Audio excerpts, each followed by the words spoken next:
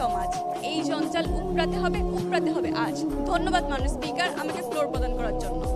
আজকের এই সংসদে যে প্রস্তাবটি উত্থাপন করা হয়েছে সেটি হলো অতীতের নির্বাচনী অপরাধীদের শাস্তি নিশ্চিত করা হলে ভবিষ্যৎ নির্বাচন গ্রহণ করা যাবে। সরাসরি সংজ্ঞায়নে চলে যাচ্ছে মাননীয় স্পিকার। আমরা অতীতের নির্বাচনী অপরাধী বলতে বিগত 15 বছরে জাতীয় সংসদ নির্বাচনে সুষ্ঠুতা স্বচ্ছতা বজায় রাখতে যারা বাধাগ্রস্ত করেছে সেই স্বৈরাচারী সরকার থেকে তার হাতের কাঠের পুতুল প্রশাসন থেকে শুরু করে সেই ছাত্রলীগ, হেলমেট লীগ এবং নির্বাচন কমিশন অবধি বোঝাচ্ছি মাননীয় স্পিকার। শাস্তি বলতে আমরা বোঝাচ্ছি আসল যত দ্রুত সম্ভব করে দৃষ্টান্তমূলক শাস্তি বাংলাদেশের প্রচলিত আইনের দ্বারা ও দৃষ্টান্তমূলক শাস্তি উপস্থাপন করা। মাননীয় স্পিকার, ভবিষ্যৎ নির্বাচন বলতে আমরা বোঝাচ্ছি যে নির্বাচন অপরাধীদের শাস্তি প্রদানের মাধ্যমে যাতে জনগণের মনে আস্থা ফিরে আসে তখনই এটি একটি গ্রহণযোগ্য এবং নির্বাচনটি সুষ্ঠু মনে করা হবে। মাননীয় স্পিকার, দেখুন, যখন একটি ফ্যাসিস্ট ভোটারবিহীন সরকার ক্ষমতায় থাকে তখন নির্বাচন আর কোনো অধিকার নয় বরং একটি প্রহসনে পরিণত হয়। ভোটের বাক্সে মানুষের আস্থা চুরি হয়, রাতের অন্ধকারে পূর্ণ হয় সেই বাক্স।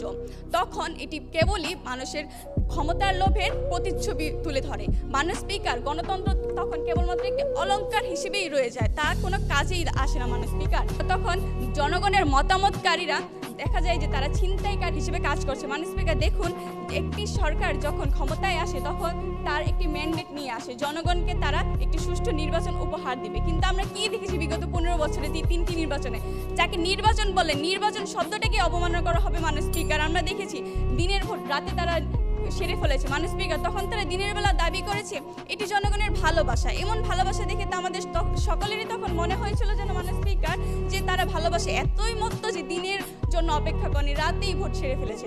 মাননীয় স্পিকার, লক্ষ্য করুন, যখন আমাদের অ্যাটর্নি জেনারেল সাহেব প্রথম দায়িত্ব পান তখন তিনি বলেছিলেন যে জনগণের স্বার্থ রক্ষা করা এমন ফার্স্ট এবং ফরমোস্ট দায়িত্ব। সেক্ষেত্রে আমরাও আজকে জনগণের স্বার্থ রক্ষা এবং অধিকার রক্ষার জন্য মাননীয় স্পিকার এই মঞ্চে এসে দাঁড়িয়েছি। মাননীয় স্পিকার, লক্ষ্য করুন, আমরা কি চাচ্ছি একটি গ্রহণযোগ্য সুষ্ঠু নির্বাচন। এবং গ্রহণযোগ্য নির্বাচন বলতে আমরা কি বুঝি? গ্রহণযোগ্য নির্বাচন বলতে আমরা সেটাকেই বুঝি যেটা স্বচ্ছতা, সুষ্ঠুতা এবং নির্বাচনে অংশগ্রহণকারী ভোটদের এবং ভোটারদের অংশগ্রহণের মাধ্যমে একটি পর্যবেক্ষণ তদারকির মাধ্যমে একটি সুষ্ঠু নির্বাচন। কিন্তু আমরা দেখেছি যে মাননীয় স্পিকার বিরোধী দলকে বিগত ফ্যাসিস্ট সরকার বিরোধী দলের যারা নেতা রয়েছে তাদেরকে কোনো অংশগ্রহণই করতে দেয়নি। তারা হয়তো বয়কট করেছে আর নয় মিথ্যা মামলার দ্বারা তাদের জেলে আটক করে রাখা হয়েছে। এছাড়াও মাননীয় স্পিকার, আমরা দেখেছি তারা এই ধরনের দুঃসাহসিকতা করতে পেরেছে একমাত্র আইনের সুস্পষ্ট বাস্তবায়নের অভাবী। মাননীয় স্পিকার, সেক্ষেত্রে যে বাংলাদেশের যে দণ্ডবিধি 171 ধারায় নির্বাচন সংক্রান্ত অপরাধ এবং শাস্তির বিধান রয়েছে সেগুলো যদি অ্যাপ্লাই করা হতো তাহলে এই ফ্যাসিস্ট সরকার কখনোই এই ধরনের অন্যায় পুনরাবৃত্তি করার কখনোই সাহস পেত না। এটি প্রমাণ করে যে আমরা বীজ যেমন রোপণ করছি আমরা ফলও তেমন পাবো। মাননীয় স্পিকার, লক্ষ্য করুন, বদরুদ্দিন ওমর তার একটি ক্ষোভ প্রকাশ করেছিলেন যে 2014 সালে আমরা দেখেছি, 2014 সালের কথা আমরা ভুলিনি, যে 153 জন নির্বাচনের আগেই সিলেক্ট হয়ে গিয়েছিল। 2018 সালে এসটি ইমাম প্রধানমন্ত্রীর অফিসের মিটিংয়ে সবাইকে ডেকে জিজ্ঞেস করেছিলেন নির্বাচন হলে আওয়ামী লীগ কয়টা সিট পাবে।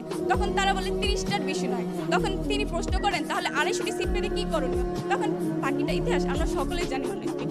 মাননীয় স্পিকার, লক্ষ্য করুন, এই আইন যদি বাস্তবায়ন না হয় তা কেবল ফাটা ঢোলের বাজানোর নামান্তর। মাননীয় স্পিকার, যেমন আমরা অন্তর্বর্তীকালীন সরকার যখন ক্ষমতায় আমরা নিয়ে এসেছি আমরা তাদের একটি ম্যান্ডেট দিয়েছি তারা একটি সংস্কার করবে। সংস্কার মানে কি মাননীয় স্পিকার? সংস্কার মানে হলো ইতিবাচক পরিবর্তন।